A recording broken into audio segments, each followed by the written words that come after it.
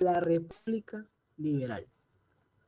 Durante este periodo, comprendido entre 1930 y 1946, el Partido Liberal permaneció en el poder. Se caracterizó por sus intentos de modernización de las estructuras sociales del país y por el paulatino aumento de la violencia e intransigencia política. Enrique Olaya Herrera y la Concentración Nacional. Una vez el liberal Enrique Olaya Herrera asumió la presidencia en agosto de 1930, se encontró con que el país entero era conservador. La Constitución, el Congreso, la Corte Suprema de Justicia, los juzgados e incluso los cuerpos de policía. Ante este panorama, Olaya repartió los ministerios y gobernaciones entre los dos partidos, intentando buscar lo que llamó la concentración nacional. Este programa también contemplaba que los gobernadores repartieran equitativamente las alcaldías entre liberales y conservadores.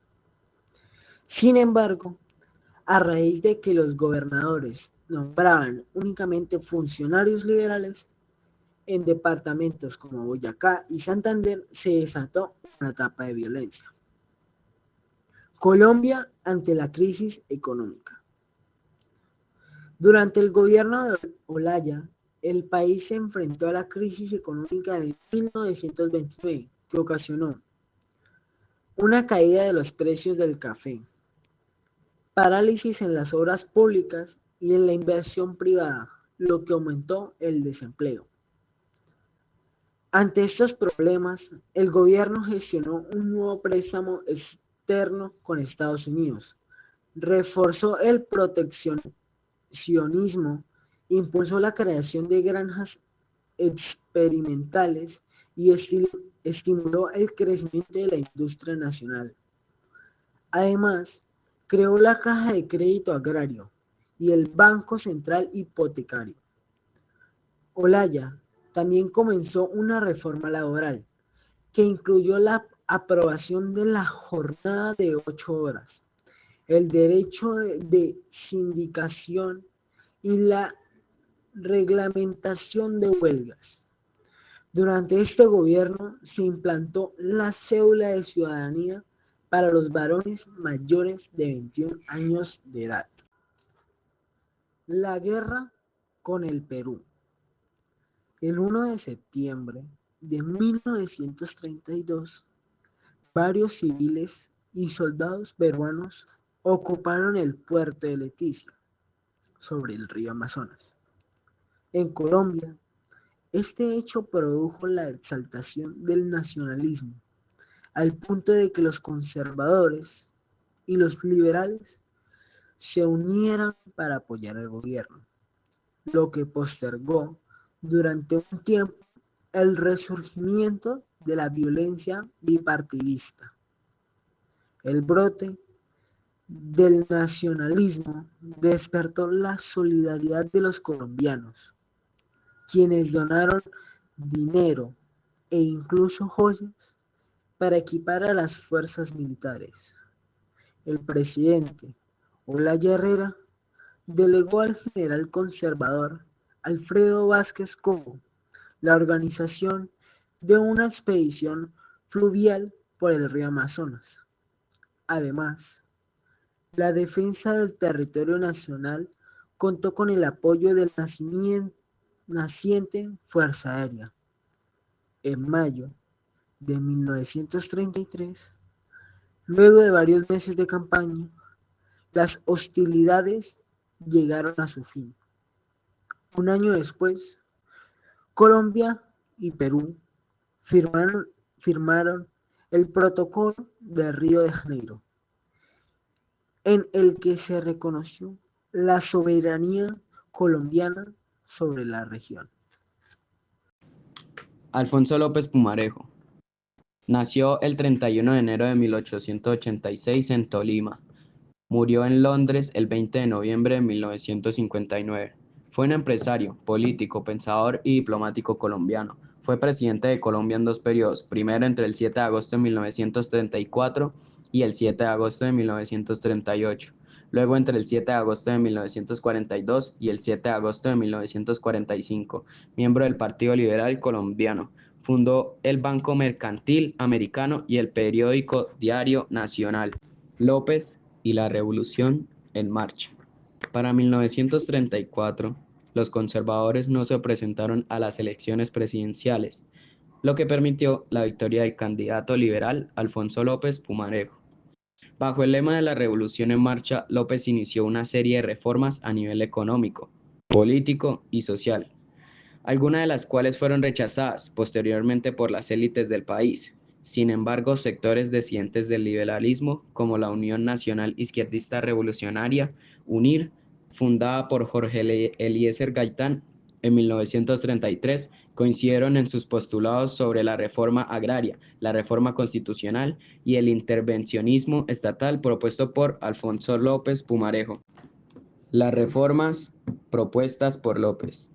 Las reformas propuestas por López abarcaron tres grandes ejes: los derechos de los trabajadores, la reforma agraria y la reforma constitucional de 1936. Los derechos de los trabajadores. Al contrario de los gobiernos conservadores, López reconoció los conflictos entre patrones y trabajadores y por eso intervino en las relaciones laborales, con lo cual se otorgaron mayores garantías a los empleados. Además, se estableció el derecho a la huelga, se organizó el Departamento Nacional del Trabajo y se creó la Central General de Trabajadores, CGT. En ese sentido, López continuó la reforma laboral iniciada por Olaya. La reforma agraria. Con el objetivo de repartir de manera más equitativa la tierra, el gobierno dictó la Ley 200 de 1936, o Ley de Tierras, que buscaba regularizar los procedimientos para titulación de tierras y darle la posibilidad de acceso a terrenos baldíos a campesinos humildes. Esta ley prohibió los desalojos de los campesinos que invadían terrenos que no les pertenecían y permitió al Estado expropiar tierras en caso de ser necesario. La Reforma Constitucional de 1936. Con esta reforma, el gobierno quería lograr un mayor intervencionismo en el manejo económico y supeditar la propiedad privada a los intereses sociales. Otro aspecto de la reforma constitucional estuvo dirigido a la separación de las relaciones Iglesia y Estado. Se eliminó el artículo de la Constitución que ligaba la educación pública a iglesias católicas y se promulgó la libertad de enseñanza. La oposición. Aunque las reformas planteadas por la Revolución en Marcha eran poco radicales, a diferencia de las que estaban implantando en otros países de América Latina, fueron vistas por los conservadores, el clero, los industriales y latifundistas como una amenaza para sus intereses. La Iglesia incitaba a la oposición a López y los conservadores aliados como un sector del liberalismo hacían todo lo posible por impedir la realización de sus propuestas en el Congreso. Incluso un sector del Partido Liberal empezó a hacerle oposición, en especial los empresarios y latifundistas liberales, quienes en 1934 fundaron la Acción Patriótica Económica Nacional, APEN. Así el gobierno de López terminó con una profunda polarización política. Conclusiones. La República Liberal de 1930 y 1946 representó un momento de transformación profunda en la historia de Colombia, con la llegada de Enrique Olaya Herrera a la presidencia en 1930. Después de más de 40 años de hegemonía conservadora, se inició un proceso de modernización del país en lo político, económico y social. Olaya enfrentó grandes retos como la crisis mundial de 1929 y la guerra con el Perú, lo que lo obligó a impulsar medidas de carácter económico como el proteccionismo, la creación de bancos estatales y una reforma laboral inicial. Sin embargo, el verdadero cambio llegó con el gobierno de Alfonso López Pumarejo en 1934 y su proyecto de la Revolución en Marcha. Sus reformas buscaban democratizar la sociedad colombiana. Se fortalecieron los derechos de los trabajadores con el reconocimiento a la huelga y los sindicatos. Se promovió la reforma agraria con la Ley 200 de 1936 para distribuir mejor la tierra y se adelantó una reforma constitucional que introdujo la función social de la propiedad, amplió la intervención del Estado en la economía y limitó la influencia de la Iglesia en la educación. Estas medidas, aunque visionarias y modernizadoras, generaron una fuerte oposición de sectores conservadores, la jerarquía eclesiástica y las élites económicas, que vieron amenazados sus privilegios. A pesar de las resistencias, este periodo dejó un legado importante al sentar la base de un Estado más social y de una ciudadanía con mayores derechos, aunque también marcó el inicio de una polarización política y social que se mantendría en los años siguientes.